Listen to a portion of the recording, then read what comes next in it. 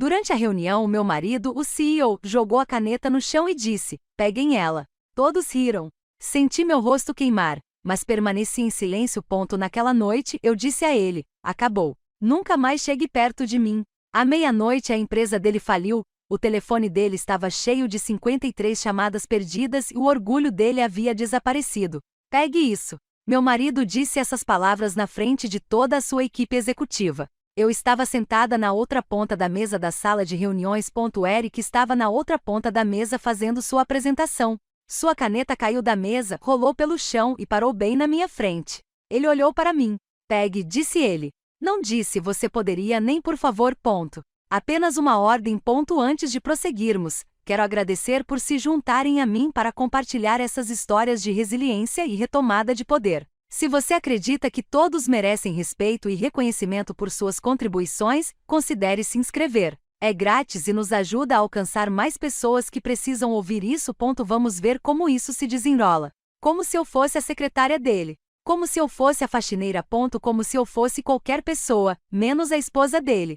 Sentia os olhares de todos sobre mim. Graham, Vanessa, a vice-presidente. Jordan, do marketing. Simone, sua assistente. Todos observando.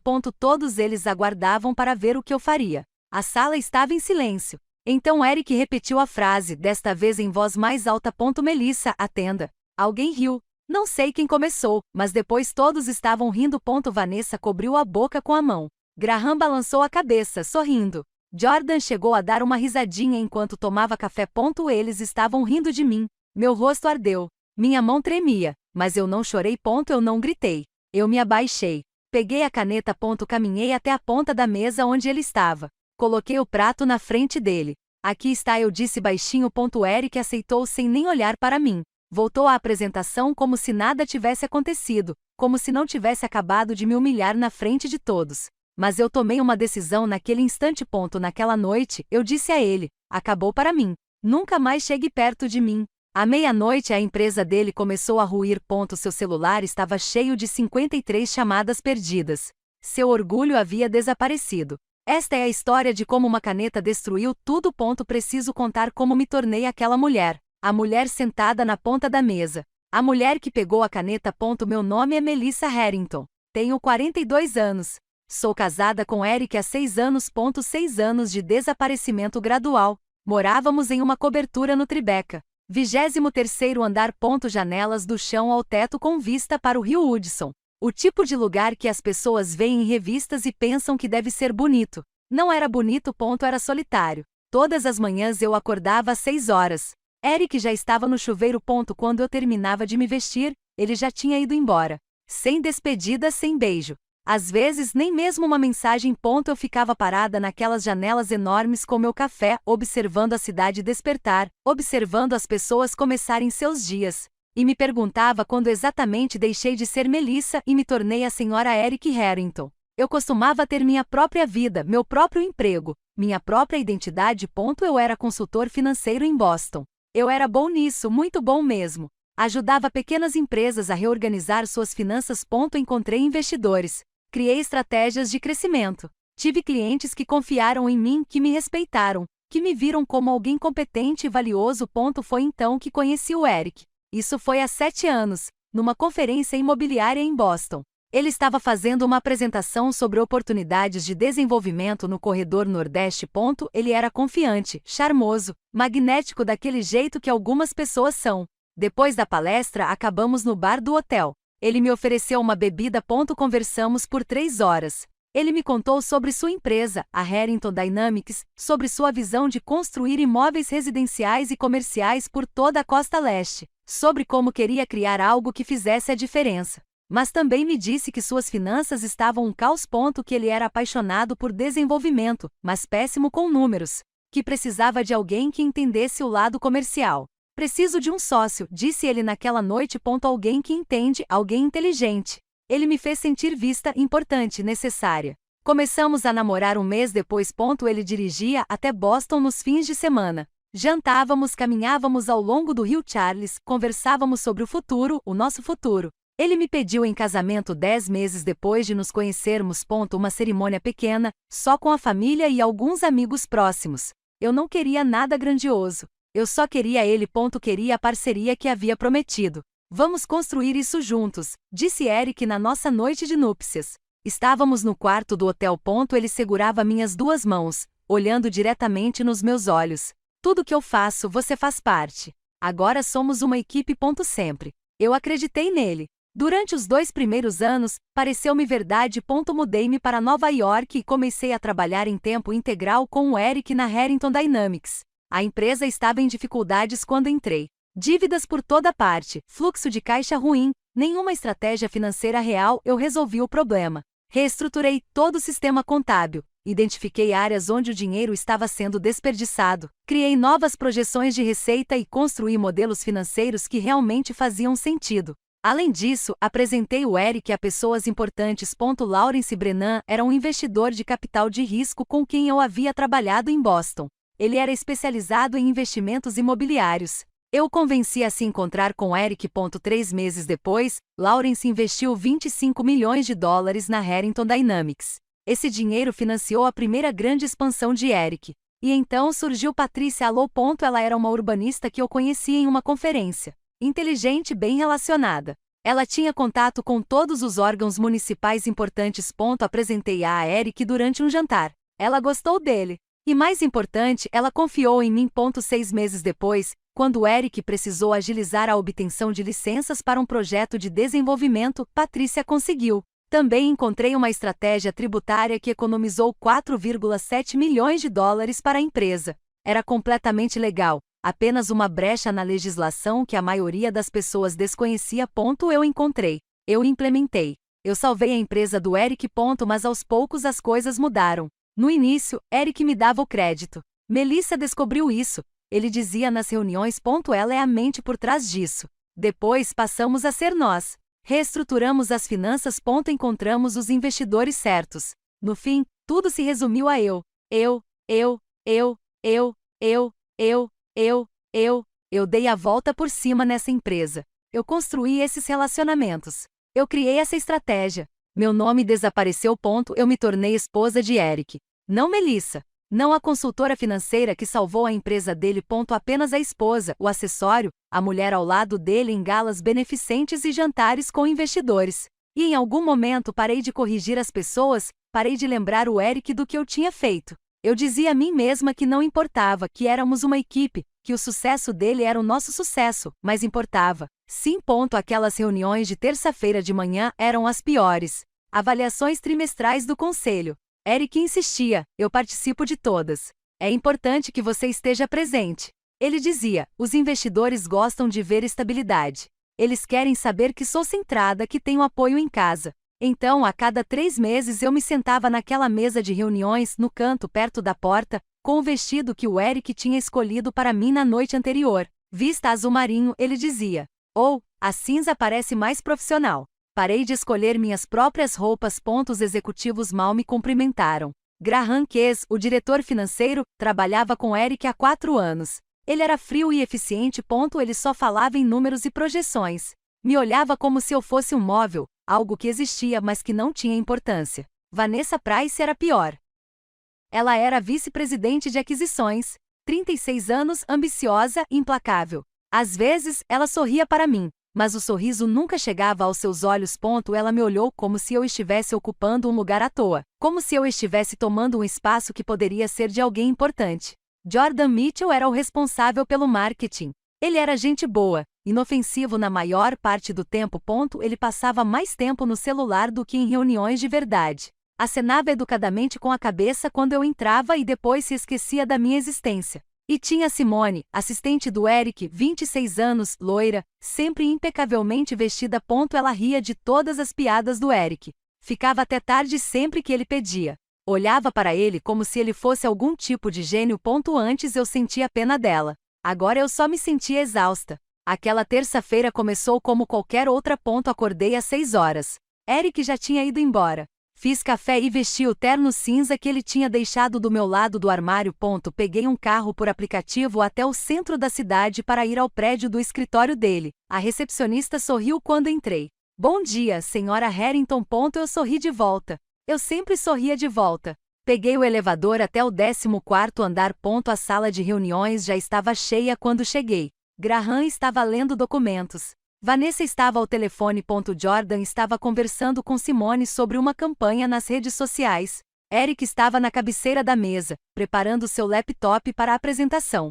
Ele me lançou um olhar quando entrei. Apenas um olhar rápido, sem sorriso, sem cumprimento. Sentei-me no meu lugar de sempre, na ponta da mesa, mais perto da porta. Eric começou sua apresentação às 9 em ponto. Ele sempre começava pontualmente. Falava sobre lucros trimestrais, sobre novos projetos de desenvolvimento na Filadélfia e em Baltimore, sobre oportunidades de expansão de mercado. Sua voz era confiante, suave, a voz de alguém que acreditava em cada palavra que dizia. Ele passou rapidamente pelos slides, números, gráficos e projeções de crescimento. Eu havia elaborado essas projeções. Eu havia calculado cada número naqueles slides. Mas Eric os apresentou como se fossem seus. Um investidor na videochamada fez uma pergunta. Eric, você pode falar sobre a reestruturação financeira de 2 anos atrás que realmente revitalizou a empresa? Eric sorriu. Aquele sorriso confiante que ele usava com os investidores. Foi tudo mérito meu, disse ele. Identifiquei os problemas principais, implementei soluções, construí os relacionamentos que importavam. Ele não olhou para mim, não mencionou meu nome, não reconheceu que fui eu quem fez tudo aquilo. Fiquei sentada ali com as mãos cruzadas no colo, observando-o levar o crédito pelo meu trabalho, e algo dentro de mim se rachou, não quebrou, como vidro com uma fissura atravessando-o, ainda intacto, mas mal se mantendo unido. Foi nesse momento que a caneta dele caiu da mesa. A caneta era cara. Uma Montblanc que o Eric a comprará na Suíça 2 anos antes, durante uma viagem de negócios. Ele me disse que custou $3.000. $3.000 por uma caneta. Eu a vi rolar da mesa em câmera lenta. Deu cambalhotas no ar, atingiu o tapete com um som suave e rolou pelo chão em linha reta perfeita. Parou bem em frente aos meus pés. O cômodo ficou completamente silencioso. Não era aquele silêncio confortável, nem a pausa reflexiva que acontece durante apresentações. Era o tipo de silêncio que faz os ouvidos zumbirem. Aquele tipo de silêncio em que todos prendem a respiração porque algo inesperado acaba de acontecer e ninguém sabe o que vem a seguir. Os olhos de Eric seguiram o trajeto da caneta. Então pousaram em mim. Não com amor, não com o calor que eu costumava ver neles anos atrás. Nem sequer reconheceu que eu era sua esposa, sua companheira, a pessoa com quem ele havia prometido construir uma vida. Ele me olhou com expectativa. Como se eu fosse uma funcionária, como se eu existisse unicamente para servi-lo. Peg, ele disse. 2 palavras, apenas 2 palavras simples, mas o jeito como ele as disse me deu um nó no estômago. Casual, desdenhoso, como se estivesse falando com alguém cuja função era limpar a bagunça que ele fazia. Eu o encarei. Este era meu marido. O homem com quem eu havia sido casada por 6 anos. O homem que um dia segurou minhas mãos e me disse que éramos parceiros. O homem que agora estava sentado na outra ponta desta longa mesa, me tratando como se eu fosse invisível até que ele precisasse de algo. O silêncio se prolongou. Pareceu uma eternidade, mas provavelmente foram apenas alguns segundos. Eu sentia os olhares de todos sobre mim. Graham se remexeu desconfortavelmente na cadeira. Ouvi alguém pigarrear. Vanessa estava nos observando. Eu conseguia vê-la com a visão periférica. Ela tinha um olhar divertido no rosto, como se estivesse assistindo a algo interessante. A expressão de Eric não mudou. Ele ficou me olhando, esperando. Então repetiu, dessa vez mais alto. Claro. Melissa, a caneta. Pegue a. E alguém riu. Não sei quem começou. Talvez tenha sido a Vanessa. Talvez o Graham.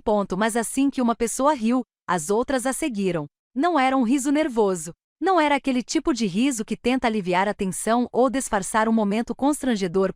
Isso foi diversão genuína. Eles acharam engraçado. Eles acharam que eu era engraçado. Vanessa cobriu a boca com a mão, mas eu conseguia ver seus ombros tremendo. Ela estava tentando não rir muito, tentando manter alguma aparência de profissionalismo, mas estava rindo de mim. Graham balançou a cabeça.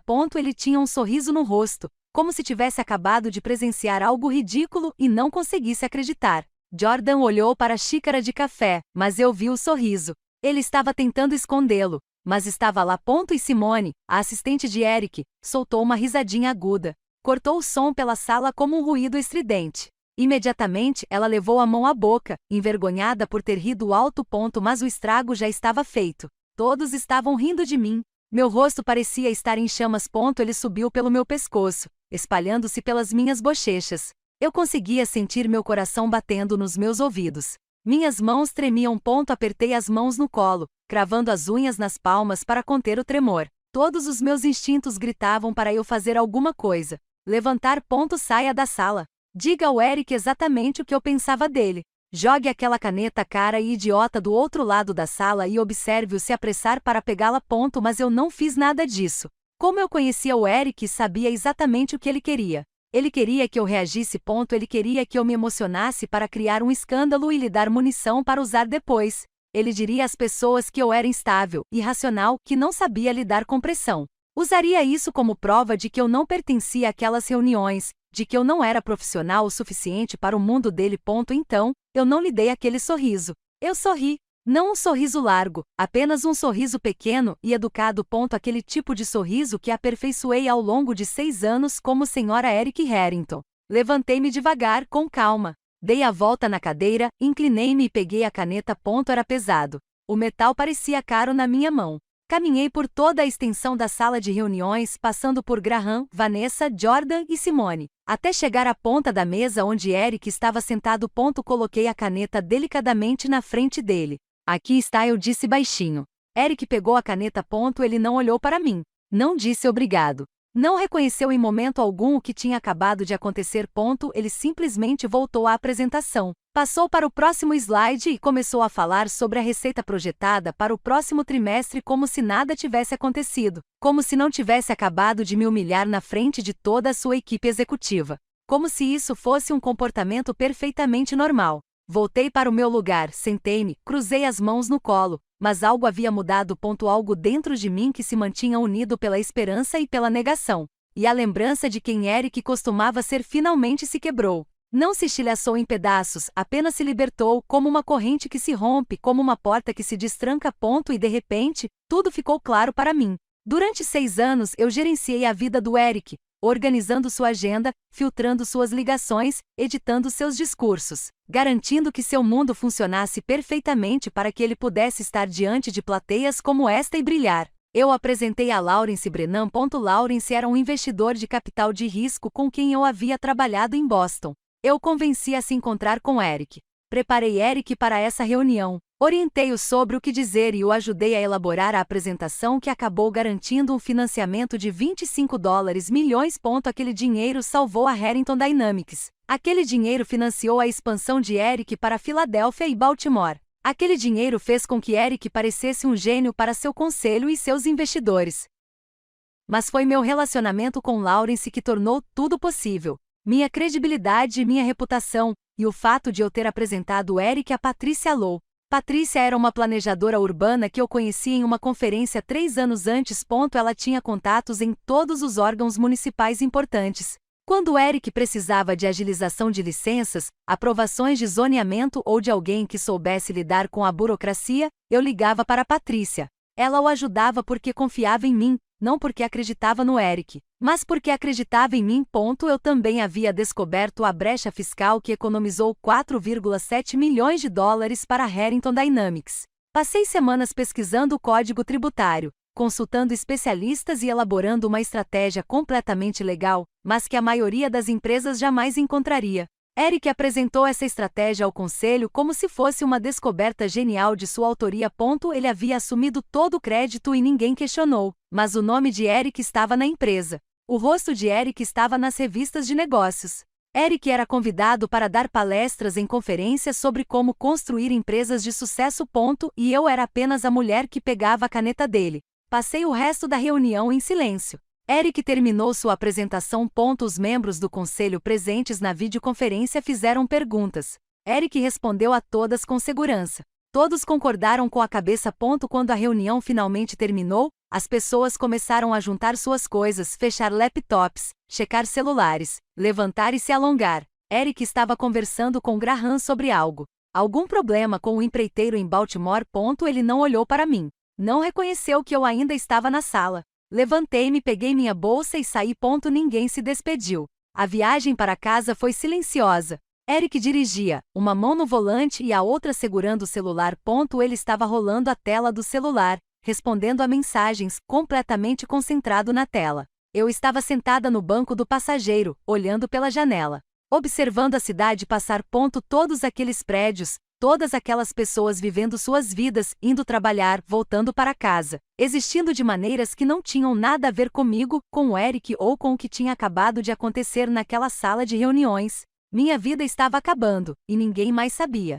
Quando voltamos para o apartamento, Eric foi direto para o escritório dele. Não disse nada. Apenas caminhou pelo corredor e fechou a porta atrás de si. Fiquei parada na entrada por um instante. Olhando para aquela porta fechada, ouvindo o silêncio. Depois fui para a cozinha, preparei o jantar. Frango grelhado, legumes cozidos no vapor e uma salada com as verduras orgânicas que o Eric preferia. Arrumei a mesa para dois, sabendo que ele não viria jantar. Sabendo que eu ficaria sentada ali sozinha.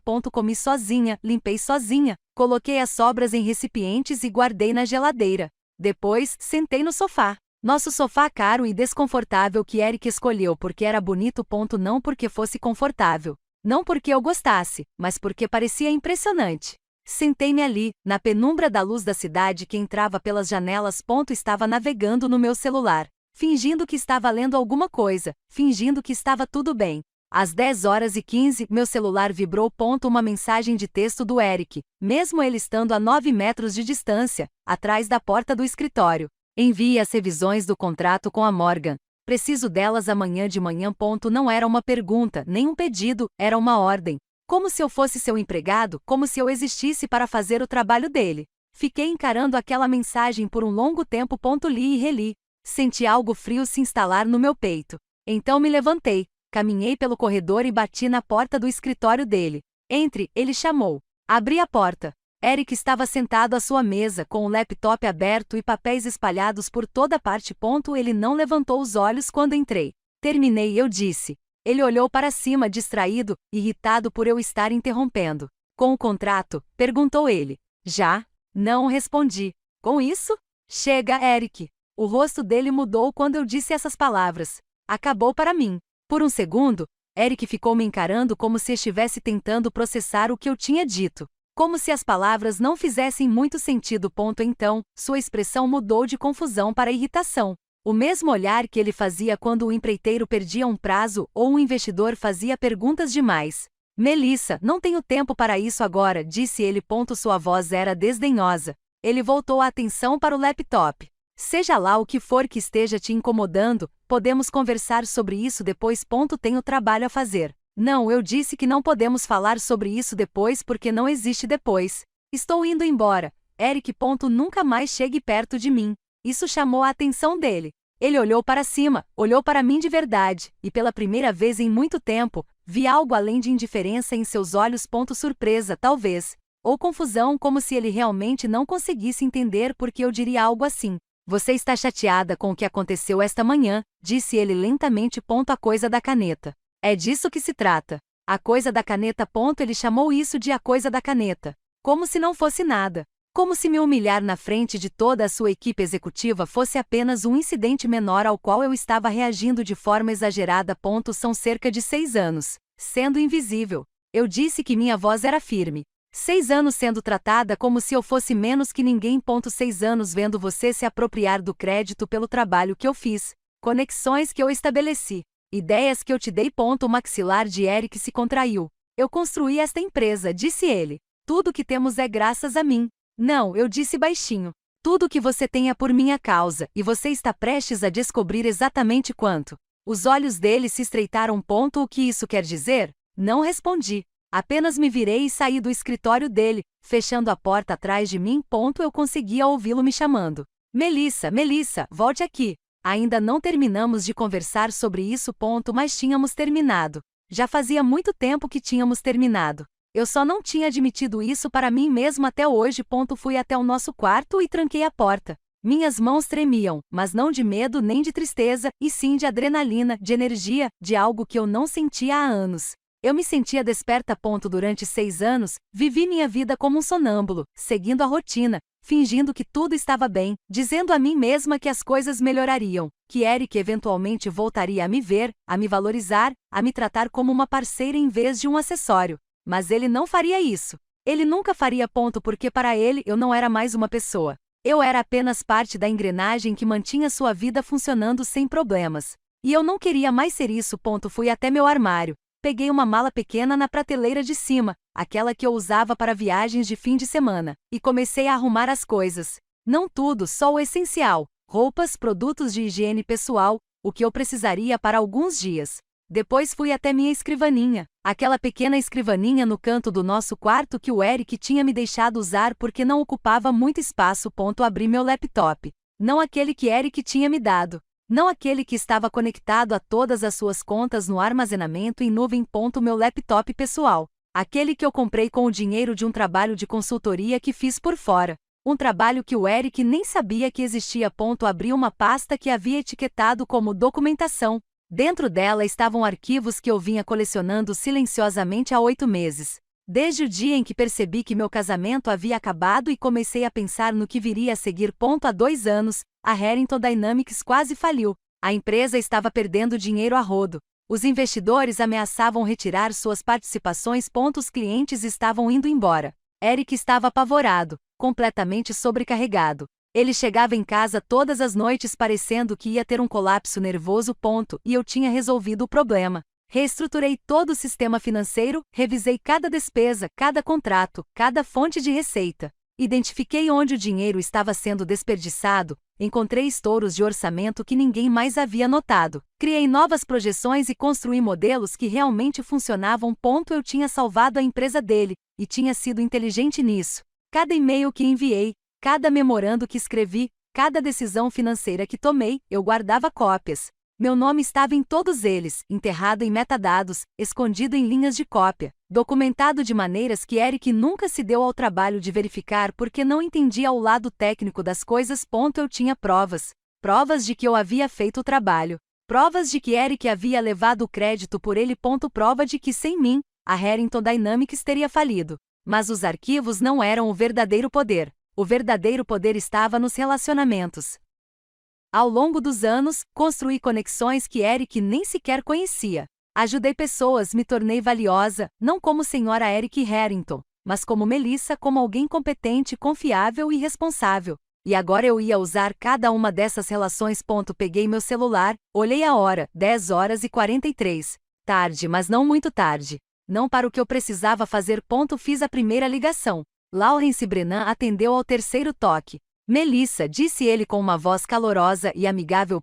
Já é tarde. Está tudo bem? Laurence era um investidor de capital de risco que havia financiado a expansão de Eric. 25 milhões de dólares. O dinheiro que transformou a Harrington Dynamics de uma empresa de desenvolvimento em dificuldades em uma grande empresa do setor. Mas Laurence não investiu por causa de Eric. Ele investiu por minha causa, porque eu havia trabalhado com ele em Boston, porque ele confiava em mim, porque eu o conectei a outros 3 negócios depois disso, que lhe renderam uma fortuna. Preciso que você retire o financiamento da Harrington Dynamics, eu disse. Houve um longo silêncio do outro lado da linha. Eu podia ouvi-lo respirando, pensando. Isso é significativo, disse ele finalmente. Posso perguntar por quê? Eu poderia ter explicado. Eu poderia ter lhe contado sobre a caneta, sobre as risadas, sobre os 6 anos em que fui apagada. Mas eu não precisava explicar. Laurence e eu tínhamos uma história. Tínhamos confiança. Porque eu estava perguntando, eu disse, e porque Eric vinha distorcendo a situação da empresa. Eu tenho a documentação. Você quer que eu envie ou confie em mim? Outra pausa. Mais longa desta vez. Confio em você, disse Laurence. Iniciarei o processo de retirada amanhã mesmo, sem falta. Obrigado, Laurence. Desliguei e fiz a segunda ligação. Patrícia o atendeu quase imediatamente. Melissa, querida, o que houve? Sua voz estava carregada de preocupação. Havíamos nos tornado verdadeiras amigas ao longo dos anos. Tomávamos café a cada poucas semanas, conversávamos longamente sobre tudo e nada. Ela era uma das poucas pessoas que me viam como eu mesma, não como a esposa do Eric. Preciso que você atrase as licenças para o projeto Atlantic Shores do Eric. Eu disse, ouvi sua respiração ofegante. Melissa, esse é o empreendimento principal dele. Se essas licenças não forem aprovadas, o projeto morre. Ele perde 18 milhões de dólares em capital de investidores já comprometido. Eu sei, eu disse. Silêncio, depois baixinho. Ele fez alguma coisa, não fez? Sim. Pode considerar como feito. A terceira ligação foi mais arriscada. Graham era o diretor financeiro de Eric, o homem que estava sentado naquela sala de reuniões esta manhã e riu quando Eric me disse para pegar sua caneta. Graham era leal a Eric, mas mais do que isso, Graham era leal ao dinheiro, à sua própria carreira, a se manter do lado vencedor. Ele atendeu ao primeiro toque. Senhora Harrington, disse ele, parecendo confuso. Eric está bem? Graham, preciso ser muito clara com você, eu disse. Minha voz estava calma. Firme. Amanhã de manhã, Lawrence Brennan vai levantar 25 milhões em financiamento. As licenças para Atlantic Shores estão sendo adiadas indefinidamente, e eu vou entrar com um pedido de divórcio e um processo alegando roubo de propriedade intelectual pelos sistemas financeiros que eu construí e que salvaram a empresa. Ouviu inspirar profundamente. Ouvi o momento em que ele entendeu o que eu estava lhe dizendo. Você está falando sério? Ele disse, categórico. Você tem duas opções. Você pode afundar junto com Eric ou pode se posicionar como a pessoa que salvou o que sobrou. Eu recomendaria a segunda opção. Outra pausa. Quase podia ouvi-lo calculando, ponderando as opções, pensando na carreira, na reputação, no futuro. O que você precisa de mim? Perguntou ele. Convoque uma reunião de emergência do conselho para amanhã de manhã. Diga-lhes que Eric tem estado instável e que você está preocupado com a forma como ele toma decisões. Plante a semente. Você pode fazer isso? Sim. Desliguei e verifiquei a hora. 11h47. Abri meu e-mail e comecei a redigir uma mensagem para todo o conselho administrativo da Harrington Dynamics. Pessoas que Eric vinha cortejando há anos. Pessoas que confiavam em mim porque eu estava presente em todos os eventos beneficentes, jantares com investidores e eventos corporativos. A esposa gentil e competente que fazia Eric parecer estável e centrado. Mantive o e-mail simples, profissional e devastador. Prezados membros do conselho, é com grande preocupação que informo sobre sérias irregularidades financeiras e má gestão na Harrington Dynamics, das quais tomei conhecimento. Anexei a documentação para sua análise e solicito ação imediata para proteger os interesses dos acionistas. Atenciosamente, Melissa Harrington. Anexei os arquivos. Evidências das projeções infladas de Eric. Investimentos arriscados que ele escondeu do conselho. Atalhos fiscais que não eram exatamente legais, mas também não eram exatamente legais. Cliquei em enviar às 11h59. Depois, abri um novo e-mail. Esta é para Vanessa Price, vice-presidente de aquisições, a mulher que deu a maior gargalhada esta manhã. Vanessa, você precisa saber que o Eric anda dizendo aos investidores que você é o elo mais fraco da empresa. Achei que você gostaria de ver a documentação. Anexei e-mails que eu havia forjado. Forjados no estilo de escrita do Eric, para parecer que ele estava planejando demiti-la, culpá-la por quaisquer fracassos e usá-la como bode expiatório. Enviei às 0h03 da manhã. Então desliguei o celular, fechei o laptop, deitei na cama e pela primeira vez em 6 anos, dormi profundamente em paz, sem o peso de fingir que tudo estava bem me oprimindo. Acordei na quarta-feira de manhã com o silêncio, mas não era o silêncio de sempre. Era diferente, pesado, como o ar antes de uma tempestade. Eu sentia que algo estava se formando, embora ainda não conseguisse ouvir. Levantei da cama, fui até a cozinha e fiz café. O apartamento estava exatamente igual a sempre. Simples, caro, mas algo fundamental havia mudado. A vida que eu levava ali tinha acabado. Eu só ainda não tinha ido embora. Me vesti com cuidado. Coloquei meu terno Armani azul marinho. Aquele que eu havia comprado para mim 2 anos atrás. Não era nenhum dos vestidos que o Eric escolheu, nem nenhuma das roupas que ele selecionou porque me faziam parecer adequada para os eventos de negócios dele. Esta era minha. Eu o comprei com o dinheiro que ganhei com um trabalho de consultoria que o Eric nem sabia que existia. Preparei o café da manhã, torradas, ovos, sentei-me no balcão da cozinha e comi devagar. Tomei meu café. Esperei. Às 7h23, a porta do escritório de Eric se abriu com um estrondo. O som ecoou pelo apartamento. Barulhento, violento, nada parecido com a maneira cuidadosa e controlada como Eric costumava se mover pelos espaços. Ele apareceu no corredor e eu mal o reconheci. Seu cabelo estava espetado em ângulos estranhos, como se ele tivesse passado a noite toda passando as mãos por ele. Sua camisa estava amarrotada, a mesma que usara ontem. Não havia trocado de roupa, não havia dormido. Seus olhos estavam vermelhos e desvairados. O rosto dele estava pálido. Parecia que ele tinha sido atropelado por um caminhão. O que você fez? Sua voz tremia, não de raiva, mas de medo. Medo puro e palpável. Dei um gole lento no meu café. Que o silêncio se estenda entre nós. Que ele fique ali parado no corredor, desgrenhado e em pânico, enquanto eu permanecia sentada calmamente no balcão. Peguei sua caneta, Eric, eu disse finalmente. Lembra? O rosto dele ficou completamente branco. Brennan cortou o financiamento, ele disse. Sua voz estava rouca, como se ele tivesse passado a noite toda falando. Ou talvez gritando. Patrícia bloqueou as autorizações. O conselho convocou uma reunião de emergência. Estão me interrogando sobre irregularidades financeiras. Vanessa está me ameaçando com um processo. Graham estava falando sobre uma moção de desconfiança. Ele listava catástrofes uma após a outra como se não conseguisse acreditar que todas estivessem acontecendo ao mesmo tempo. Coloquei minha xícara de café na mesa com cuidado. Parece que você está tendo uma manhã difícil. Você fez isso. Não era uma pergunta. Seus olhos estavam fixos nos meus. Desesperados, buscando algum sinal de que aquilo era um erro. De que eu consertaria tudo. Que eu o salvaria como sempre fazia. Eu não fiz nada, disse calmamente. Simplesmente parei de manter tudo unido. Acontece que sem mim, seu império é feito de papel. O telefone dele começou a vibrar na mesa do escritório. Nós dois conseguíamos ouvir de onde estávamos. Alto, insistente. Não parava. Continuava zumbindo sem parar. Eric olhou para o seu escritório e depois para mim. Seu rosto estava fazendo algo estranho, se contorcendo, como se ele finalmente estivesse entendendo o que estava acontecendo. Ele voltou rapidamente para o seu escritório. Ouviu pegar no telefone, ouviu emitir um som, algo entre um suspiro e um gemido. Voltou para o corredor, segurando o telefone, olhando fixamente para a tela. 53 chamadas perdidas, disse ele. Sua voz era quase um sussurro. Você provavelmente deveria responder a essas perguntas. Observei, embora eu duvide que alguma delas seja uma boa notícia. Ele apenas ficou parado me olhando. Ele me olhou como se estivesse me vendo pela primeira vez em anos. Você não pode fazer isso, disse ele. Nós construímos isso juntos. Não, corrigi. Minha voz estava calma, firme. Eu a construí. Você levou o crédito. Há uma diferença. A boca dele abriu e fechou. Ele parecia querer dizer algo, argumentar, se defender, mas nada saiu. O interfone do prédio estalou. A voz do porteiro ecoou pelo interfone. Profissionalismo e cautela. Senhor Harrington, há 2 representantes da Comissão de Valores Mobiliários aqui. Eles gostariam de falar com o senhor. Devo mandá-los subir? O rosto de Eric perdeu a pouca cor que lhe restava. Peguei minha bolsa no balcão e caminhei em direção à porta. Para onde você vai? A voz de Eric falhou.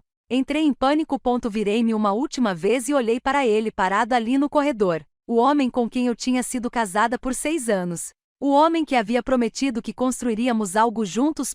Esse homem que me reduziu a um mero objeto e depois se perguntou por que eu parei de me importar. Qualquer lugar, menos aqui, eu disse. Boa sorte explicando a SEC como você tem administrado a empresa, Eric.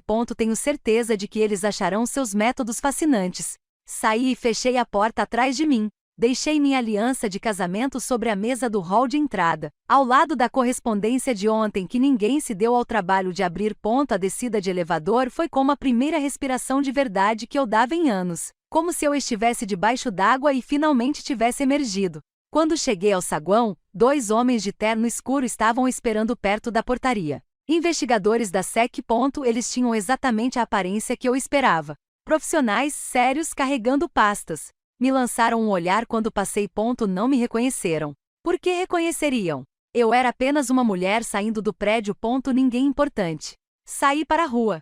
O ar da manhã estava fresco. Livre. A cidade já estava desperta, as pessoas corriam para o trabalho, os carros buzinavam, o caos normal de uma manhã de quarta-feira, e eu estava livre. Passei o resto do dia em uma pequena cafeteria a 3 quarteirões do apartamento. Sentada num canto no fundo da sala com meu laptop. Acompanhei as notícias pelo celular. Às 10 horas da manhã, blogs de finanças já noticiavam que a Harrington Dynamics estava em crise. Grandes autorizações de retirada de capital de risco foram bloqueadas em seu principal empreendimento.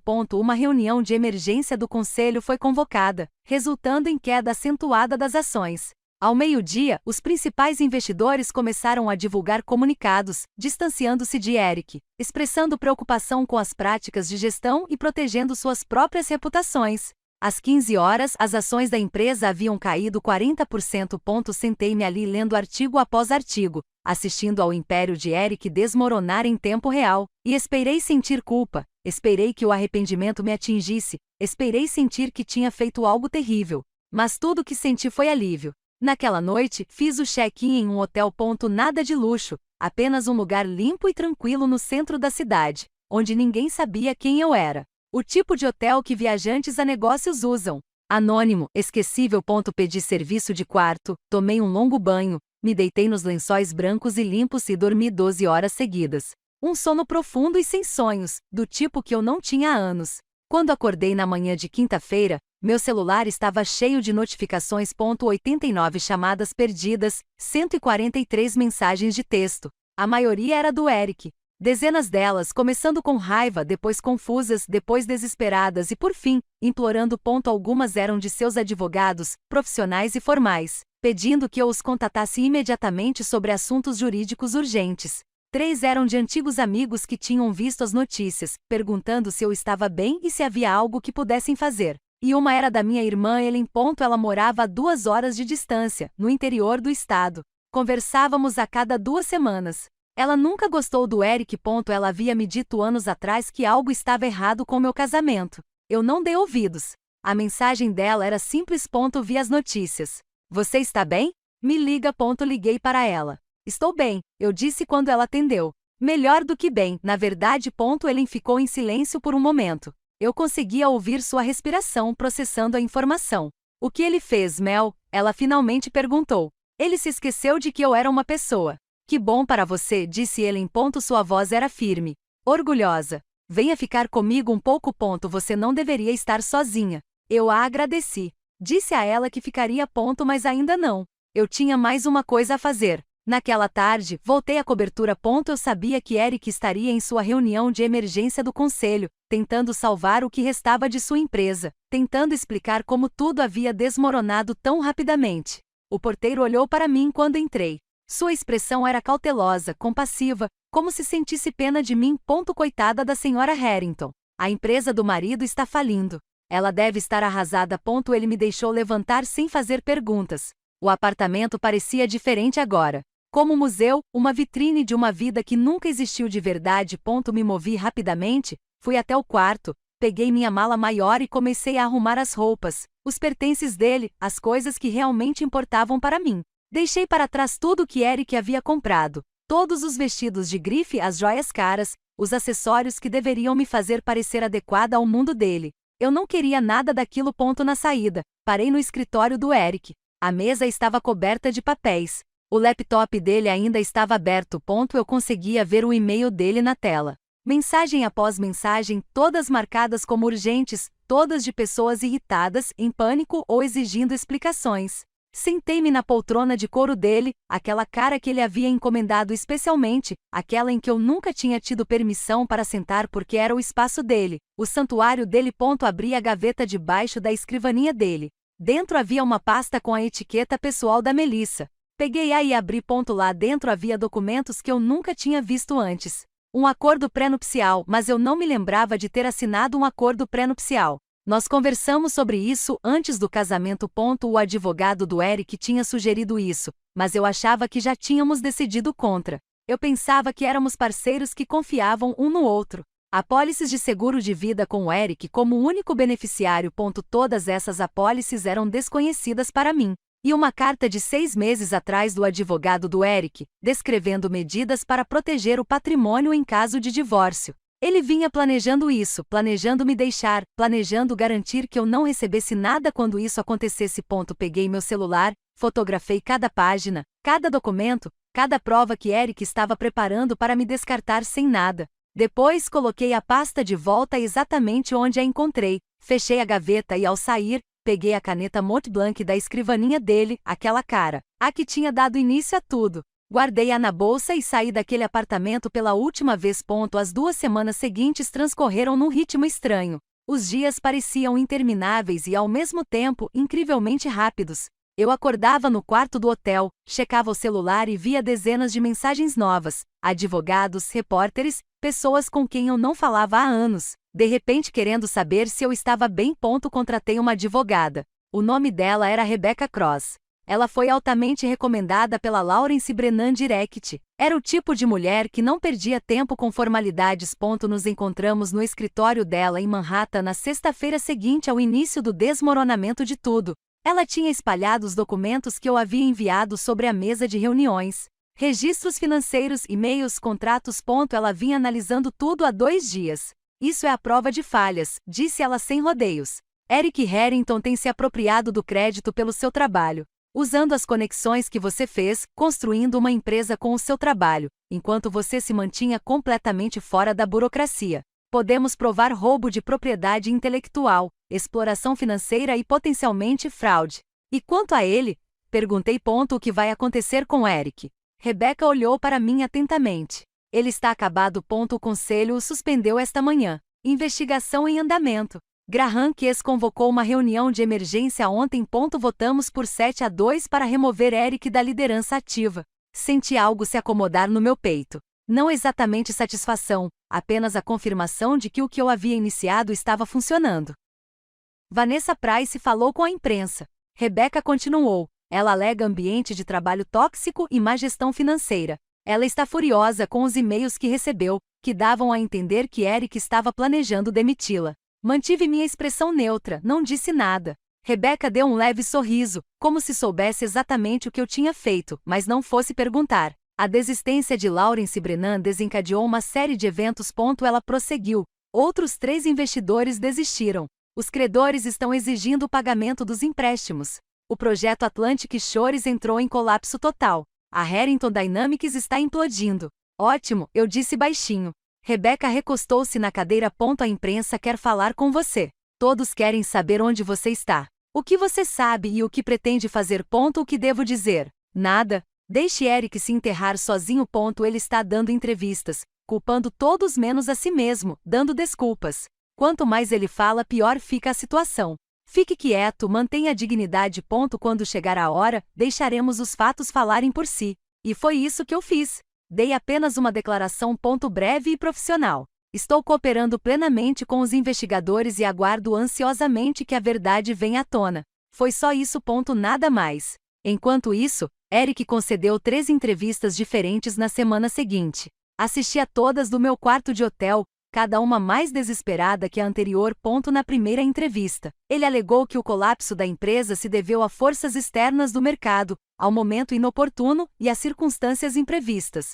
Ele se fez de vítima do azar. Na segunda entrevista, começou a culpar pessoas específicas. Graham havia administrado mal as finanças.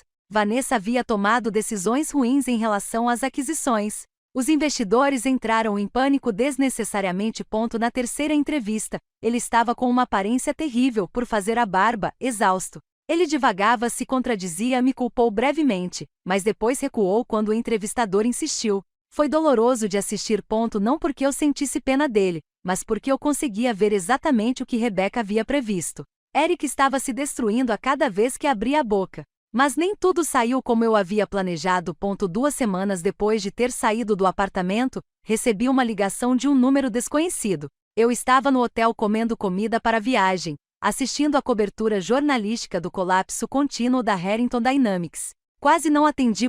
Eu vinha recebendo ligações constantes de repórteres, de pessoas que queriam informações privilegiadas, de antigos conhecidos repentinamente preocupados com o meu bem-estar. Mas algo me fez atender. Senhora Harrington, disse a voz masculina. Profissional P. Sim. Meu nome é Danielle Foster. Sou jornalista investigativa do New York Times. Estou preparando uma matéria sobre a Harrington Dynamics e seu marido. Gostaria de conversar com você se estiver disposta. Hesitei. Rebecca tinha me dito para não falar com a imprensa. Não vou dar entrevistas, respondi. Entendo, disse Danielle rapidamente. E respeito isso, mas acho que você vai querer saber o que descobri. É sobre o sócio original do seu marido, um homem chamado Vítor Salazar. O nome me atingiu como um balde de água fria. Vítor Salazar, o primeiro sócio de Eric, o homem que esteve lá desde o início, que ajudou a fundar a Harrington Dynamics, que deixou a empresa em circunstâncias que Eric nunca quis discutir. Eu havia perguntado sobre Vítor uma vez, no início do nosso casamento. Eric se fechou completamente. Disse que era complicado. Disse que Vítor havia tomado decisões ruins e precisava ir embora. Disse que era passado e que não importava mais. Nunca mais perguntei. E ele? Perguntei a Danielle com cautela. Ele morreu há 2 anos, disse Danielle. Acidente de carro, mas antes de morrer, contou à esposa que Eric havia roubado sua parte da empresa. Usou contratos fraudulentos para expulsá-lo. Ela vem tentando convencer alguém a investigar há anos, mas ninguém a ouviu até agora. Sentei-me na cama do hotel. Esqueci-me da minha comida para a viagem. Por que você está me dizendo isso? Porque a viúva de Vitor merece justiça, disse Daniel. E porque acho que você é a única pessoa que tem acesso aos registros financeiros que poderiam provar o que Eric fez. Você aceitaria se encontrar comigo? Pensei nisso, no que Rebecca diria, no risco de falar com o jornalista enquanto tudo ainda estava tão instável. Mas também pensei em Vitor Salazar. Sobre um homem que foi apagado da empresa que ajudou a construir. Sobre uma viúva que passou anos tentando encontrar alguém que a ouvisse. Parece familiar? Onde? Perguntei. Nos encontramos no dia seguinte em uma lanchonete no Queens. Longe de Manhattan. Longe de qualquer lugar onde Eric ou sua equipe pensariam em me procurar. Daniel Foster era mais jovem do que eu esperava. Talvez na casa dos 35. Terno amarrotado, olhar cansado. O tipo de pessoa que parecia levar o trabalho a sério, que se importava em contar a história corretamente. Ele carregava uma pasta grossa, cheia de documentos. Ele espalhou tudo pela mesa entre nós. Contratos, e-mails, demonstrações financeiras. Vitor Salazar e Eric Harrington fundaram a Harrington Dynamics juntos há 7 anos. Daniel explicou que eram sócios iguais. Divisão de 50-50. Construíram a empresa do zero. Analisei os documentos e vi o nome de Vitor nos papéis originais de constituição da empresa, bem ao lado do de Eric, sócios iguais, exatamente como Eric havia me prometido. 2 anos depois, a empresa começou a crescer, continuou Daniel. Eles precisavam de mais capital. Eric convenceu Vitor a reestruturar a propriedade da empresa, dizendo que isso a tornaria mais atraente para investidores. Vitor concordou em ceder suas ações temporariamente em troca de um pagamento que deveria vir de lucros futuros. Mas não foi o que aconteceu, eu disse baixinho. Não, confirmou Daniel. Eric estruturou o negócio de forma que os lucros fossem desviados para uma empresa separada, uma LLC a qual Vitor não tinha acesso.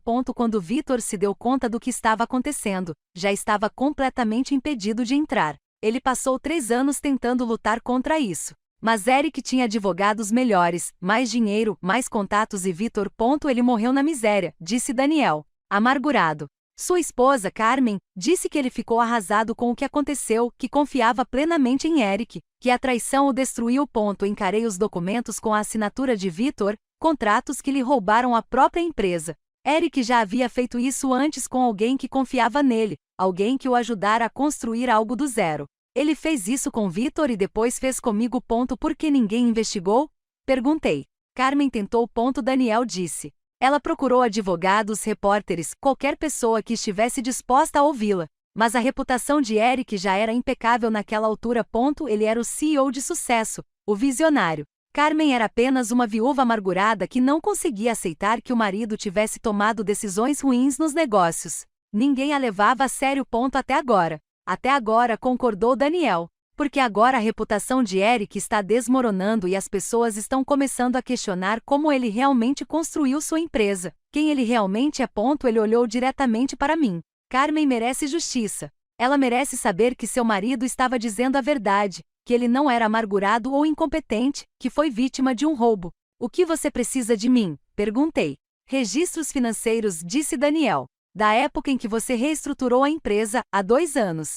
Preciso de provas de que Eric tem ocultado lucros e deturpado a estrutura da empresa. Se você tiver acesso aos contratos originais com Vitor, isso também ajudaria. Eu tinha acesso.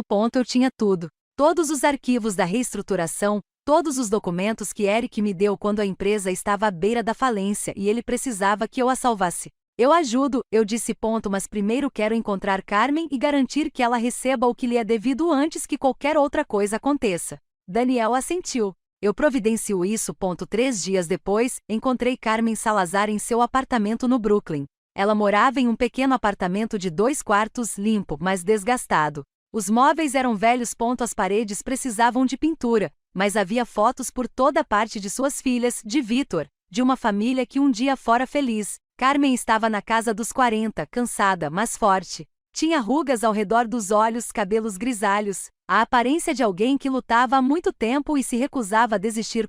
Quando lhe contei que tinha documentos que comprovavam o que Eric tinha feito a Vitor, ela chorou. Não lágrimas de alegria nem de alívio, apenas de exaustão. Como se tivesse carregado um fardo pesado durante anos e finalmente pudesse se livrar dele. Eu sabia que Vitor estava falando a verdade, disse ela. Sua voz estava embargada, mas ninguém acreditava em mim. Diziam que ele estava amargurado, que não conseguia aceitar seus próprios fracassos. Mas eu sabia. Sentamos à sua pequena mesa de cozinha, analisamos documentos, reunimos informações para o caso e enquanto trabalhávamos percebi algo. Eric não tinha roubado apenas de Vitor. Ele também havia roubado de mim. Usou meu trabalho, meus contatos, minhas ideias. Construiu seu império com o trabalho alheio e chamou isso de genialidade. 2 semanas depois, Carmen e eu entramos com um processo conjunto. Ela por fraude e homicídio culposo. Eu por roubo de propriedade intelectual e exploração financeira. A cobertura da imprensa foi imediata. Manchetes por toda parte. O castelo de cartas de Harrington desmorona. As mulheres que derrubaram um CEO. Mas a que eu sempre voltava era o artigo de Daniel no Times. A caneta que deu início a tudo. Como Melissa Harrington desmantelou um império. O artigo de Daniel no Times foi publicado numa segunda-feira de manhã. Li-o no meu quarto de hotel, com o meu café, sentado junto à janela com vista para a cidade. A manchete era simples. Direta. A caneta que deu início a tudo.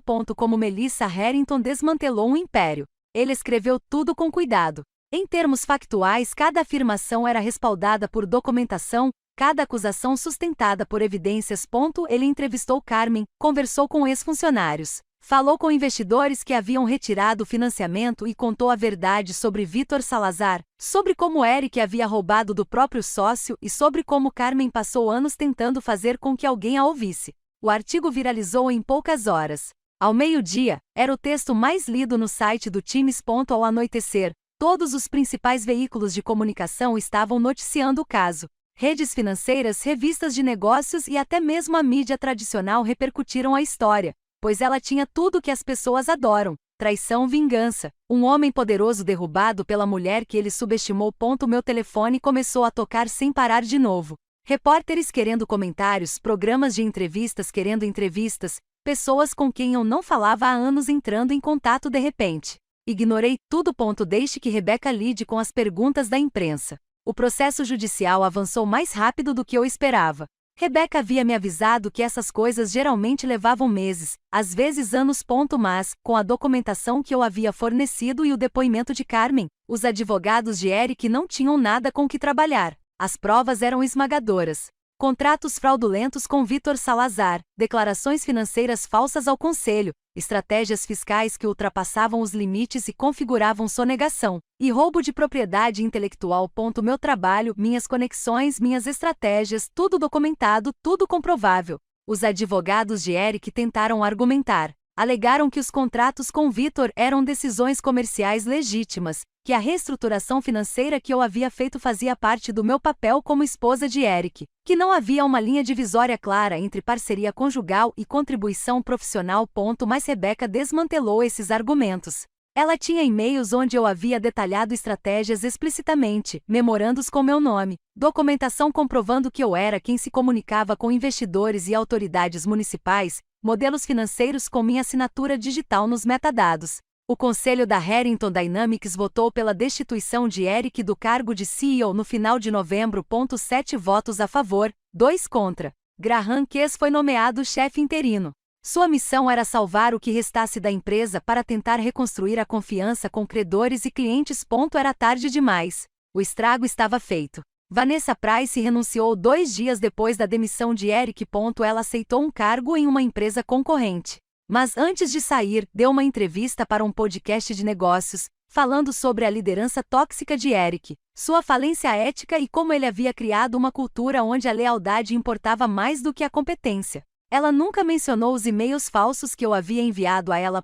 Ela nunca admitiu que sua raiva de Eric pudesse ter sido baseada em informações falsas. Ela simplesmente aproveitou a oportunidade para se colocar como alguém que o conhecia bem desde o início. Não senti nada a respeito. Vanessa riu quando Eric me mandou pegar a caneta dele. Ela foi cúmplice da minha humilhação. O que quer que acontecesse com a carreira dela depois disso era problema dela.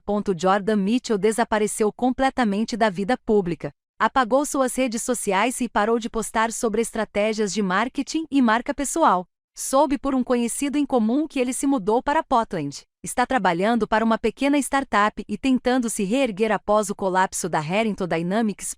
Simone foi demitida quando a empresa reduziu o quadro de funcionários. Mais uma vítima do colapso de Eric. Às vezes eu me perguntava se ela entendia o que tinha acontecido, se tinha aprendido algo sobre lealdade e cumplicidade, mas essa dúvida não durava muito. Ela não era mais da minha conta. Eric contratou uma empresa de gestão de crises e tentou controlar a narrativa. Eles divulgaram comunicados alegando que ele era vítima de uma ex-esposa vingativa, que eu estava ressentido com o divórcio e que havia fabricado provas. Que os jornalistas que cobriam a história tinham preconceito contra homens bem-sucedidos. Mas ninguém mais acreditava nisso. A fachada havia desmoronado completamente. Todos conseguiam ver o que estava por baixo. Um homem que construiu seu sucesso em cima de roubo e manipulação, que roubou de sua parceira, de sua esposa, de todos que confiaram nele. No início de dezembro, Rebecca me ligou. A juíza decidiu a seu favor, disse ela. Sua voz era calma, profissional, mas eu conseguia perceber satisfação por trás dela. Eric terá que lhe pagar 12 milhões de dólares em restituição por roubo de propriedade intelectual, além de metade dos bens do casal. O caso de Carmen ainda está pendente, mas parece muito promissor. 12 milhões de dólares, metade dos bens do casal. Eu deveria ter me sentido triunfante, vitorioso. Era isso que eu queria. A prova de que eu estava certa de que Eric tinha me roubado, de que tudo que eu fiz para derrubá-lo era justificado. Mas, acima de tudo, eu me sentia cansada. E quanto a Eric? Perguntei. O que vai acontecer com ele agora? Rebecca ficou em silêncio por um momento. Então ela disse sem rodeios. Ele está falido. A empresa está sendo liquidada para pagar os credores e os honorários advocatícios. O que sobrar será usado para acordos. Ele está enfrentando possíveis acusações criminais por fraude. E sua reputação está destruída. Ele não trabalhará mais neste setor. Pensei no homem com quem me casei há 7 anos. Aquele que era charmoso, ambicioso e cheio de sonhos. Aquele que prometeu que construiríamos algo juntos. Aquele homem havia desaparecido. Talvez ele nunca tivesse realmente existido. Talvez eu apenas desejasse tanto que ele existisse que tivesse imaginado qualidades que não existiam. Ótimo, eu disse baixinho. Ele mereceu. Mas ainda havia mais uma coisa que eu precisava fazer. Liguei para a mãe do Eric. Dorothy Harrington sempre foi gentil comigo. Mesmo quando Eric não era, mesmo quando nosso casamento estava desmoronando e eu estava me tornando invisível na minha própria vida, ela entrava em contato de vez em quando. Perguntava como eu estava. Me convidava para reuniões de família às quais Eric estava ocupado demais para comparecer. Ela merecia ouvir a verdade de mim. Não segundo a imprensa, nem segundo a versão dos fatos contada por Eric. Encontramo-nos num pequeno café em Connecticut, perto da casa onde ela criou Eric, onde ele cresceu acreditando que o mundo lhe daria tudo o que desejasse. Dorothy parecia mais velha do que eu me lembrava. Seu rosto estava marcado pela preocupação. Seus cabelos estavam cada vez mais grisalhos. Ela se movia com cautela, como alguém carregando um peso que não conseguia largar. Sentamo-nos numa mesa de canto e pedimos café. Ela segurou a xícara com as 2 mãos. Não bebeu. Não entendo o que aconteceu, disse ela finalmente. Sua voz era baixa, confusa. Eric sempre foi tão determinado, tão ambicioso. Pensei que vocês dois fossem felizes. Respirei fundo e escolhi minhas palavras com cuidado. Dorothy Eric construiu seu sucesso roubando das pessoas. De Vítor Salazar, seu sócio original, de mim, de todos que confiaram nele. Eu sei que ele é seu filho. Eu sei que é difícil de ouvir, mas ele fez isso consigo mesmo. Ela ficou em silêncio por um longo tempo, apenas olhando para o café. Suas mãos tremiam levemente. Então, muito suavemente, ela disse: eu sabia que algo estava errado. Eu simplesmente não queria ver. Ela olhou para mim. Seus olhos estavam marejados. Quando Eric era jovem, ele era encantador. Todos o adoravam. Mas sempre havia esse outro lado. Essa necessidade de vencer, de ser o melhor, de provar algo. O pai dele o pressionava muito, esperava muito dele. Acho que Eric aprendeu cedo que a única coisa que importava era o sucesso. Não importa como você conseguiu. Ela estendeu a mão por cima da mesa e pegou a minha. Me desculpe, Melissa. Me desculpe por ele ter te machucado. Você merecia coisa melhor. Muito melhor. Aquela conversa me proporcionou algo que eu não esperava. Encerramento. Não com o Eric. Isso eu nunca conseguiria. Mas com a vida que deixei para trás, com a versão de mim que acreditava em parceria, promessas e em construir algo juntos. Dorothy e eu mantivemos contato depois disso. Ela ligava a cada poucas semanas para saber como eu estava. Conversávamos sobre coisas banais, livros que estávamos lendo, séries que estávamos assistindo, coisas normais que não tinham nada a ver com Eric, processos judiciais ou impérios em ruínas. Ela se tornou uma aliada inesperada, alguém que entendia a dor complexa de perder alguém que ainda estava vivo, mas completamente irreconhecível. Em janeiro tudo estava resolvido. Carmen recebeu $8 milhões, o suficiente para quitar a hipoteca e garantir a educação universitária da filha, para honrar a memória de Victor, provando que ele sempre disse a verdade. Eu recebi minha restituição, $12 milhões, mais metade do que Eric e eu havíamos acumulado durante nosso casamento, o que não era muito depois dos honorários advocatícios e da liquidação da empresa, mas foi o suficiente. De entrada no pedido de divórcio. A papelada foi simples. Eric não contestou, não questionou nada, apenas assinou onde seu advogado mandou. Ele havia se mudado da cobertura para um pequeno apartamento em Nova Jersey. Soube por conhecidos em comum que ele estava trabalhando como consultor para uma imobiliária de médio porte, ganhando talvez 1/10 do que ganhava antes. Seu rosto havia desaparecido das revistas, dos palcos de conferências, dos noticiários de negócios. Ele se tornará comum, esquecível, apenas mais uma pessoa tentando ganhar a vida. Eu comecei a planejar meu próximo capítulo. Eu ainda não sabia exatamente como seria. Mas de uma coisa eu tinha certeza absoluta: seria meu. Totalmente, completamente, inequivocamente meu. Ninguém se apropriaria do meu trabalho. Ninguém me reduziria a um mero acessório. Ninguém jamais me tornaria invisível novamente. A caneta Mont Blanc ainda estava sobre a escrivaninha do meu quarto de hotel. Às vezes eu a olhava. Este objeto caro que deu início a tudo. Guardei-o não como um troféu, mas como uma lembrança. Uma lembrança de que pequenos momentos de desrespeito podem destruir tudo. Que a pessoa que todos subestimam pode ser aquela que detém todo o poder. E que às vezes pegar numa caneta é a última coisa que você fará por alguém que não te merece. Em fevereiro mudei-me do hotel para um pequeno apartamento no Brooklyn. Nada como a cobertura em Tribeca. Este lugar tinha pisos de madeira antigos que rangiam, janelas que davam para uma rua arborizada em vez do rio Hudson. Uma cozinha onde eu podia realmente cozinhar em vez de apenas esquentar comida para a viagem. Era mesmo meu? Eu mesma assinei o contrato de aluguel. Paguei o depósito com meu próprio dinheiro. Escolhi os móveis porque gostei, não porque pareciam impressionantes. Pela primeira vez em 6 anos, eu estava construindo uma vida que me pertencia. Eu vinha pensando em abrir minha própria empresa de consultoria desde dezembro. Desde o dia em que Rebecca me disse que o acordo estava sendo finalizado. Desde que percebi que tinha o dinheiro, a liberdade e a experiência para fazer exatamente o que eu queria, eu não queria trabalhar para outra pessoa. Não queria reconstruir a empresa de outra pessoa ou fazer com que outra pessoa se destacasse. Eu queria construir algo que fosse inconfundivelmente meu. Dei o nome de Brennan Strategic Partners à empresa, em homenagem a Lawrence Brennan, o investidor de capital de risco que retirou o financiamento do Eric quando pedi, que confiava em mim incondicionalmente e que acreditou em mim quando mais importava. Lawrence concordou em ser um consultor. Assim como Patricia Allo, a planejadora urbana que havia atrasado as licenças do Eric, e outros 2 colegas com quem trabalhei ao longo dos anos. Pessoas que sabiam do que eu era capaz e que tinham visto meu trabalho de perto. Meu primeiro cliente veio por indicação de Lawrence, uma pequena imobiliária de Boston. Eles estavam com problemas de fluxo de caixa, perdendo dinheiro de maneiras que não conseguiam rastrear. Exatamente o tipo de problema que eu havia resolvido para Eric anos atrás.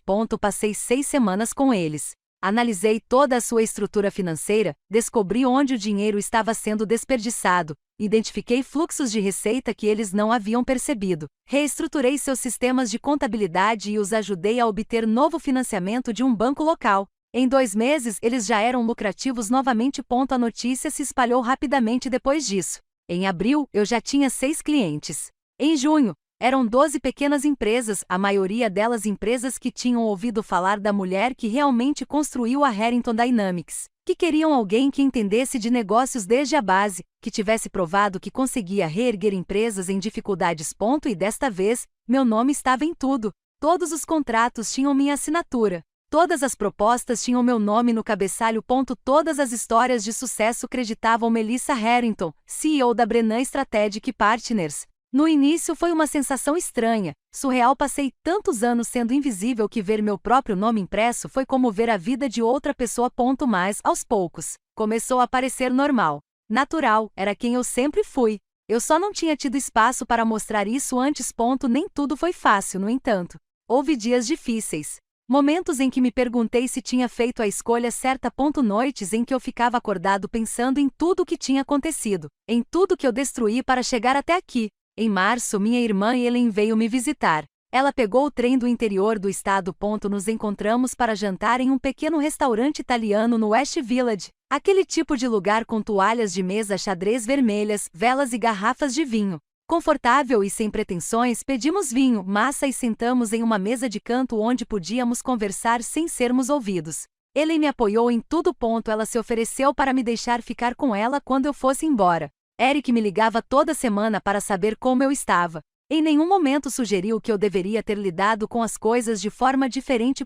Mas naquela noite, durante nosso segundo copo de vinho, ela fez a pergunta que eu vinha evitando. Você se arrepende disso? Eu olhei para ela. Observei-a atentamente. Ellen era 3 anos mais velha do que eu. Estava casada com o mesmo homem há 15 anos. Tinha 2 filhos numa casa no subúrbio e uma vida completamente diferente da minha. Reflete sobre a pergunta dela, ponderei, examinei-a sob diferentes perspectivas. Me arrependo de ter casado com alguém que não me enxergava, disse por fim. Mas não me arrependo de ter saído. E não me arrependo do que fiz à empresa dele.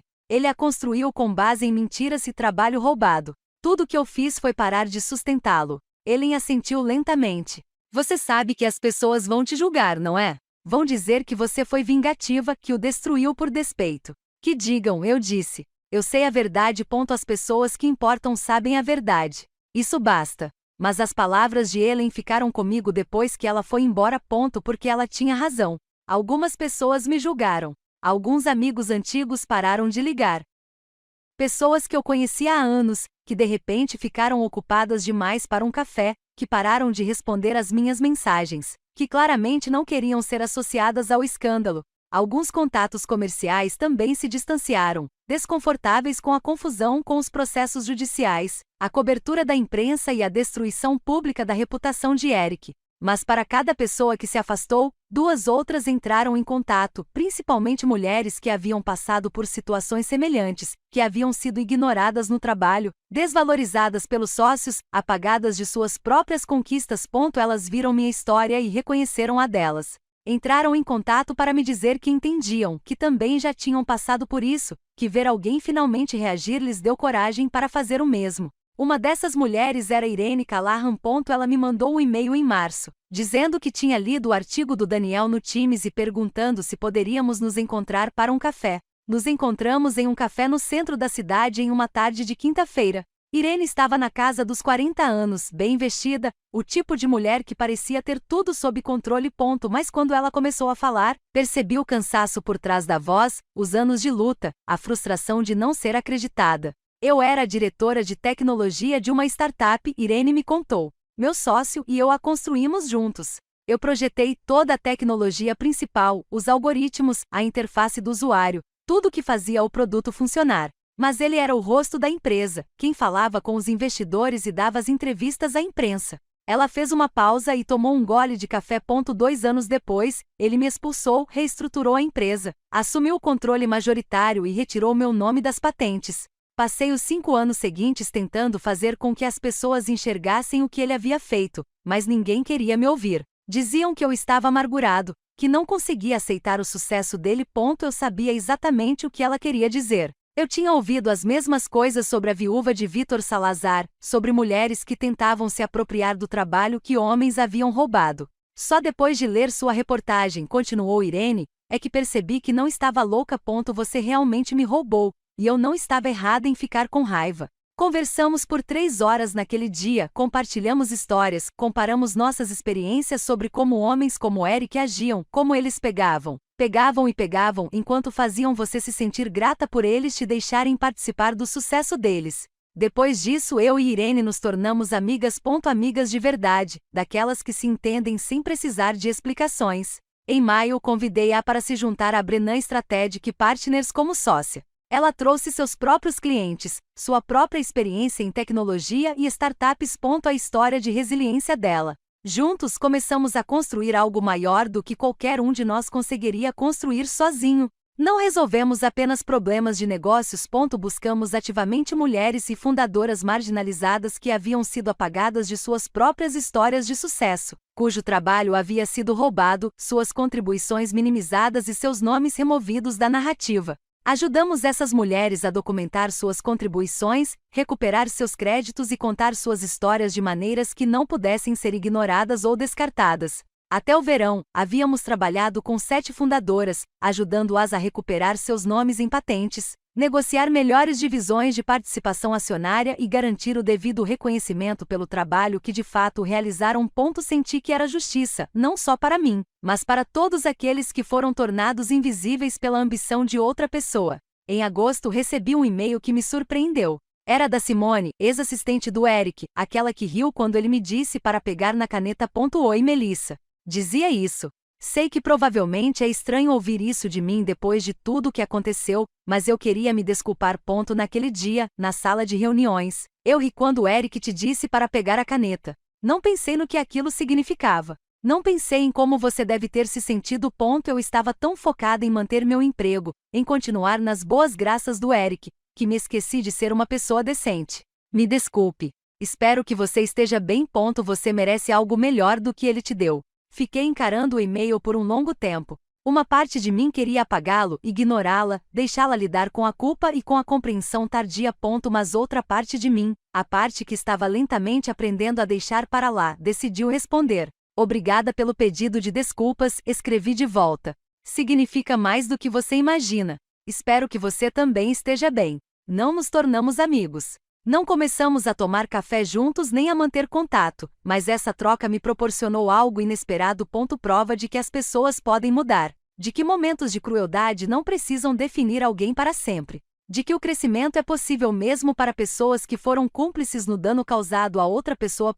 Eu estava aprendendo que vingança não era apenas destruição, era sobre resgatar sua história, construir algo melhor e deixar espaço para a graça, não para as pessoas que te machucaram, mas para você mesmo. Em outubro, quase um ano depois daquela manhã de terça-feira na sala de reuniões, minha vida havia se transformado em algo que eu mal reconhecia. Não porque estivesse pior, mas porque era minha. Eu morava no Brooklyn agora em um modesto apartamento de 2 quartos em uma rua tranquila, ladeada por carvalhos. Nada como a cobertura em Tribeca, com suas janelas do chão ao teto e o vazio luxuoso. Aquele lugar tinha personalidade. O piso de madeira rangia quando você caminhava sobre ele. O radiador rangia de manhã. A cozinha era pequena, mas funcional. Eu realmente cozinhava lá, preparava o café da manhã e experimentava novas receitas nos fins de semana. Eu pintei as paredes com as cores que eu gostava. Azul suave no quarto, cinza quente na sala de estar. Coloquei obras de arte que tinham significado para mim, em vez de peças escolhidas apenas por serem impressionantes. Os móveis eram confortáveis. Eu morava num sofá daqueles em que você podia sentar sem se preocupar em estragar algo caro. Tinha um pequeno escritório no segundo quarto, uma escrivaninha perto da janela, estantes cheias de livros que eu realmente tinha lido, não coleções encadernadas em couro compradas aos montes só para parecer culto, e uma varanda pequena, do tamanho certo para uma cadeira e uma mesinha. Eu tomava meu café ali todas as manhãs. Observava a vizinhança acordar, via as pessoas passeando com seus cachorros e as crianças esperando o ônibus escolar, e a vida acontecia de maneiras pequenas e comuns que pareciam mais reais do que qualquer coisa que eu tivesse experimentado na cobertura. A Brennan Strategic Partners estava prosperando. Tínhamos 15 clientes agora, uma pequena equipe de 4 funcionários trabalhando comigo e com a Irene. Tínhamos nos mudado para um escritório de verdade. Nada de luxo, apenas um espaço prático em um prédio perto da Union Square, onde podíamos nos reunir com clientes e trabalhar sem estarmos espalhados por diferentes departamentos. Agora tínhamos uma reputação de excelência, de integridade, de sermos a empresa que realmente reconhecia o mérito de cada um. Eu estava sendo convidado para palestrar em conferências. Escolas de negócios queriam que eu conversasse com seus alunos sobre empreendedorismo e resiliência. Publicações me pediram para escrever artigos sobre liderança e parcerias, e sobre o que realmente é necessário para construir algo duradouro. E sempre que eu falava, sempre que eu escrevia algo, eu fazia questão de mencionar Vítor Salazar, de falar sobre Carmen e sua luta por justiça, para lembrar as pessoas que a queda de Eric não era só sobre mim, era sobre todos que ele explorou, todos de quem ele roubou, Todos que ele apagou enquanto construía seu império com o trabalho deles. Carmen e eu mantivemos contato próximo. Conversávamos a cada poucas semanas. Nos encontrávamos para tomar café quando eu estava na região do Brooklyn, onde ela morava. As filhas dela estavam bem. A mais velha tinha começado a faculdade, estudando administração, ironicamente. Queria construir a própria empresa um dia. A mais nova estava se destacando no ensino médio, participando da equipe de debates, tirando boas notas e planejando seu próprio futuro. Vitor ficaria muito orgulhoso delas. Carmen me contou isso numa tarde de setembro. Estávamos sentadas num pequeno café perto do apartamento dela. Ela tinha fotos no celular e me mostrou fotos das filhas no dia da mudança para a faculdade, durante uma competição de debates. Ele também teria orgulho de você, eu disse.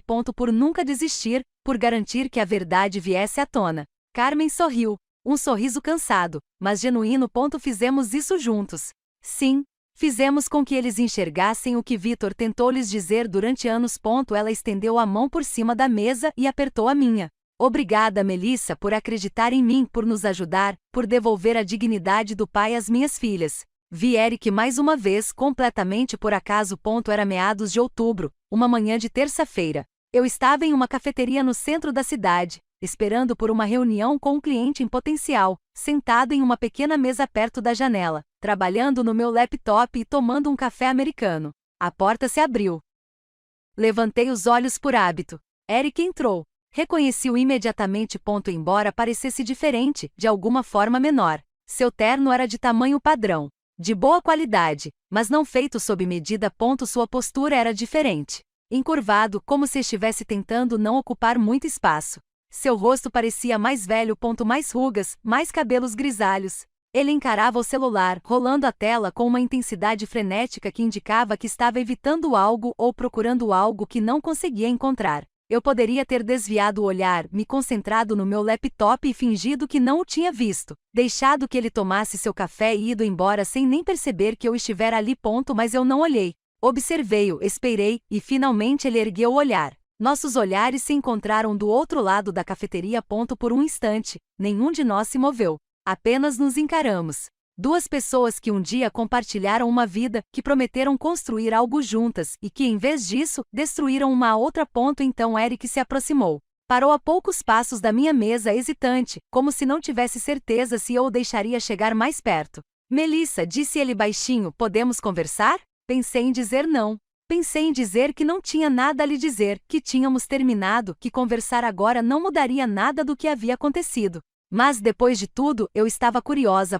Depois de um ano de advogados, processos judiciais e vendo seu império desmoronar, eu queria saber o que ele diria. 5 minutos, eu disse. Ele sentou-se à minha frente, colocou o celular sobre a mesa com a tela virada para baixo e olhou-me diretamente pela primeira vez em anos. Ele olhou para mim de verdade, não passou por mim, não me atravessou, olhou para mim. Me desculpe, disse ele pela caneta, por tudo. Eu não percebi o que estava fazendo com você até que fosse tarde demais. Analisei seu rosto, procurando sinceridade e manipulação, qualquer verdade que pudesse estar escondida por baixo. Acho que encontrei sinceridade enterrada sob o cansaço, o arrependimento e o peso de ter perdido tudo. Eu acredito em você, eu disse. Mas um pedido de desculpas não desfaz o que você fez comigo, com Vitor, com todos que confiaram em você. Eric assentiu. Eu sei. Eu só precisava que você soubesse disso. Agora eu entendo. O que eu perdi, quem você era, quem eu me tornei. Ele fez uma pausa, olhou para as mãos e depois para mim. Você está feliz? Perguntou.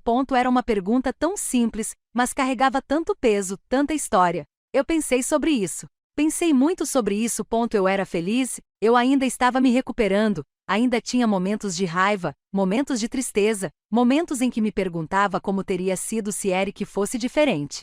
Se ele tivesse cumprido suas promessas, se ele tivesse me visto como uma parceira em vez de um mero acessório. Mas eu também tinha algo que não tinha há anos. Liberdade. Uma vida que era inteiramente, completamente e inegavelmente minha. Estou quase lá, eu disse sinceramente. E você? Estou trabalhando nisso, disse Eric. É difícil perder tudo. Perceber que você era o problema o tempo todo, mas estou tentando. Terapia, tentando reparar meus erros onde posso. Tentando ser uma pessoa melhor. Não nos despedimos como amigos. Não nos abraçamos, não trocamos números de telefone nem prometemos manter contato. Simplesmente nos levantamos, acenamos um para o outro com a cabeça e fomos embora. Duas pessoas que um dia compartilharam uma vida, agora vivendo vidas completamente separadas. E isso parecia certo. Eric não era mais minha responsabilidade. Sua redenção, se viesse, era algo que ele precisava conquistar. Era uma jornada que cabia a ele, não a mim facilitar, perdoar ou validar. Saí da cafeteria e voltei caminhando em direção ao meu escritório. O ar de outubro estava fresco e límpido. A cidade fervilhava ao meu redor. Pessoas correndo para reuniões, vivendo suas vidas, seguindo em frente. Senti-me mais leve do que nos últimos meses, como se estivesse carregando um peso enorme e finalmente o tivesse deixado de lado. O passado era passado. O futuro estava em minhas mãos. De volta ao meu escritório, sentei-me à minha mesa. Olhei para a caneta Mont Blanc que estava ali, em seu suporte. Eu a aguardei durante todo esse tempo. Não como um troféu, não para me lembrar do que destruí, mas como um lembrete do que aquele momento me ensinou. Que pequenos atos de desrespeito podem destruir tudo. Que as pessoas que você subestima muitas vezes detêm o maior poder. Essa vingança nem sempre tem a ver com destruição. Às vezes, trata-se de recuperar o que sempre foi seu. As pessoas às vezes me perguntam se sinto falta da minha vida antiga. A cobertura, o status, a ilusão de um relacionamento com um homem poderoso. Eu não acreditei. Senti falta da versão de mim que acreditou nas promessas de Eric, da mulher que pensava que amar significava se diminuir. Quem diria que parceria significava fazer todo o trabalho enquanto outra pessoa levava todo o crédito? Mas eu não sentia falta da vida em si. Hoje em dia eu estava construindo algo melhor. Uma empresa que valorizava as pessoas. Parcerias reais igualitárias. Uma vida onde eu nunca fui invisível. Às vezes, tarde da noite, eu me perguntava o que Eric pensava ao ver meu nome em revistas de negócios. Quando ele soube do sucesso do sócio estratégico de Brennan, quando percebeu que a mulher que ele tratava como móvel havia se tornado tudo aquilo que ele fingia ser, eu esperava que isso lhe ensinasse algo. Não por crueldade, mas como uma lição. As pessoas que você descarta não desaparecem. Elas se reconstroem. Elas se reerguem. E às vezes eles se tornam mais bem-sucedidos do que você jamais foi. A caneta estava sobre a minha mesa, cara, simbólica, mas, no fim das contas, apenas um objeto. O verdadeiro poder nunca esteve na caneta. Sempre esteve dentro de mim. Eu só precisava parar de me sacrificar por alguém que não me merecia e começar a construir algo que me merecesse. Se esta história de justiça e poder recuperado te deixou sem fôlego, clique no botão de curtir agora mesmo. Minha parte favorita foi quando Melissa fez aquelas 3 ligações à meia-noite, sabendo exatamente como o império de Eric iria desmoronar pela manhã. Qual foi o seu momento favorito? Deixe nos comentários abaixo. Não perca mais histórias impactantes como esta. Inscreva-se e ative o sino de notificações para não perder nenhum vídeo novo.